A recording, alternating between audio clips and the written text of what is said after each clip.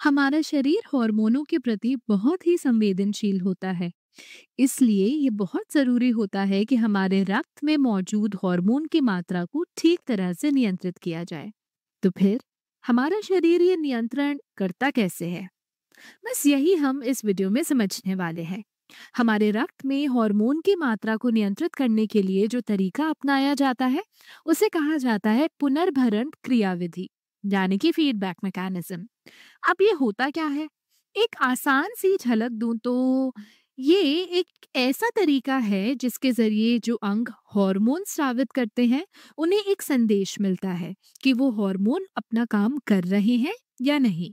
उस संदेश के आधार पर वो अंग तय करते हैं कि हार्मोन की मात्रा बढ़ाई जाए या घटाई जाए। अब अगर मैं कोई उदाहरण दूं तो शायद और अच्छे से समझ आएगा। मान लीजिए हम बात करते हैं अग्नाशय, यानी कि पैनक्रियास और इंसुलिन की। हमने पहले ही अपने अंतःस्रावी तंत्र वाले वीडियो में अग्नाशय की भूमिका के बारे में बात की थी, लेकिन चलिए एक बार दोहरा लेते हैं। जब भी रक्त में शर्करा स्तर एक निश्चित सीमा से ज्यादा बढ़ जाता है, तब अग्नाशय उसे कम करने की कोशिश करता है। क्यों जरूरी है शर्करा को कम करना?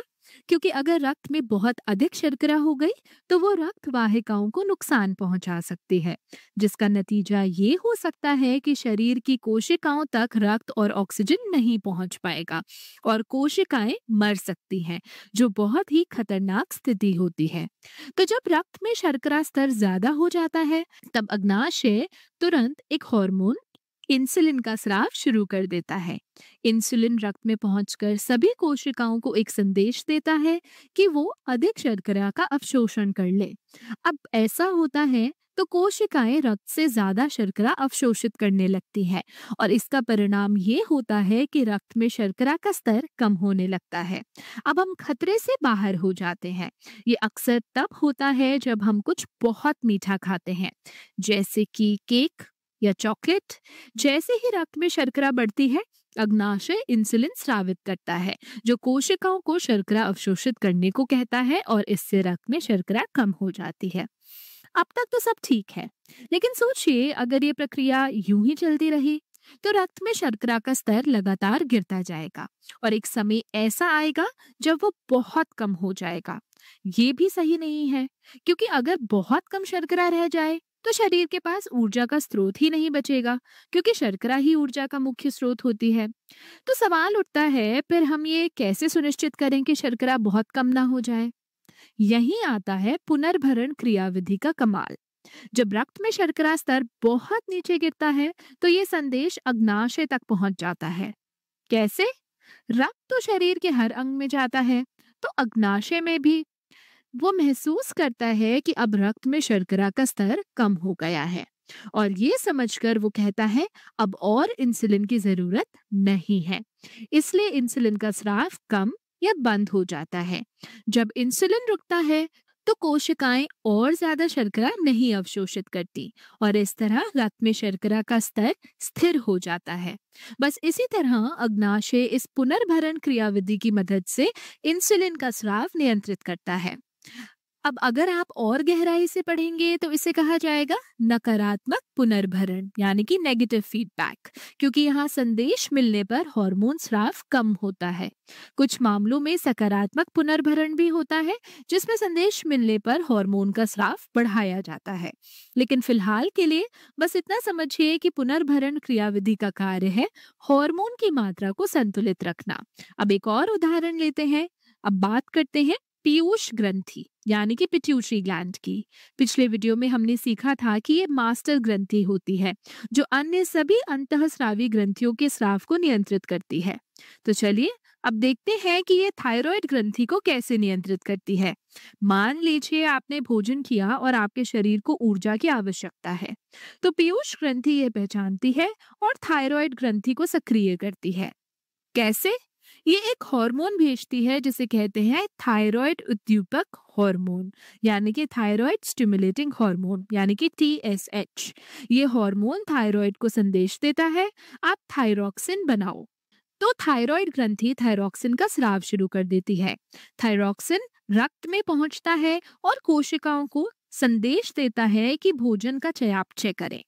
इससे शरीर को अधिक ऊर्जा मिलने लगती है। बहुत अच्छा। लेकिन फिर वही बात, बहुत ज्यादा चयापचय भी ठीक नहीं है। इसलिए रक्त में थायरॉक्सिन की मात्रा भी नियंत्रित होनी चाहिए। कैसे? फिर से वही पुनर्भरण क्रिया विधि। जब थायरॉक्सिन का स्तर बढ़ जाता है तो वो संदेश पीयूष ग्रंथि को वापस चला जाता है। पीयूष ग्रंथि ये महसूस करती है कि अब पर्याप्त थायरॉक्सिन है और वो टीएसएच का स्राव बंद कर देती है। इससे थायराइड ग्रंथि भी थायरॉक्सिन बनाना बंद कर देती है और रक्त में इसकी मात्रा स्थिर हो जाती है। अब एक जरूरी बात, चूंकि हम थायराइड ग्रंथि की बात कर रहे हैं तो आयोडीन की कमी को जरूर समझना जरूरी है, जो परीक्षा की दृष्टि से भी महत्वपूर्ण है। थायराइड ग्रंथि को थायरॉक्सिन बनाने के लिए आयोडीन की जरूरत होती है। हर बार जब पीयूष ग्रंथि थायराइड को सक्रिय करती है तो थायराइड आयोडीन अवशोषित करती है और फिर उसे थायरॉक्सिन बनाती है। अब सोचिए, अगर शरीर में आयोडीन की कमी हो जाए तो थायराइड ग्रंथि थायरॉक्सिन नहीं बना पाएगी। तो भले ही पीयूष ग्रंथि बार बार संदेश भेजे थायराइड ग्रंथि थायरॉक्सिन बनाओ, लेकिन थायराइड ग्रंथि के पास आयोडीन ही नहीं है। इससे रक्त में थायरॉक्सिन का स्तर नहीं बढ़ेगा और ये संदेश फिर से पीयूष ग्रंथि तक लौटेगा कि थायरॉक्सिन का स्तर अभी भी कम है। तो पीयूष ग्रंथि फिर से हार्मोन भेजेगी और ऐसा बार बार होता रहेगा। अब जब थायराइड ग्रंथि पर बार बार दबाव डाला जाएगा तो उसकी कोशिकाएं सूजने लगती हैं और चूंकि थायराइड ग्रंथि गर्दन के सामने होती है तो गर्दन में सूजन आने लगती है और इसे ही हम कहते हैं घेंगा, यानी कि गोइटर। तो गोइटर क्या है? गर्दन की सूजन। क्यों होता है? थायराइड ग्रंथि की सूजन की वजह से। क्यों सूजता है? बार बार पीयूष ग्रंथि की उत्तेजना के कारण। क्यों उत्तेजना हो रही है? क्योंकि थायराइड ग्रंथि थायरॉक्सिन नहीं बना पा रही। क्यों नहीं बना पा रही? क्योंकि आयोडीन की कमी है।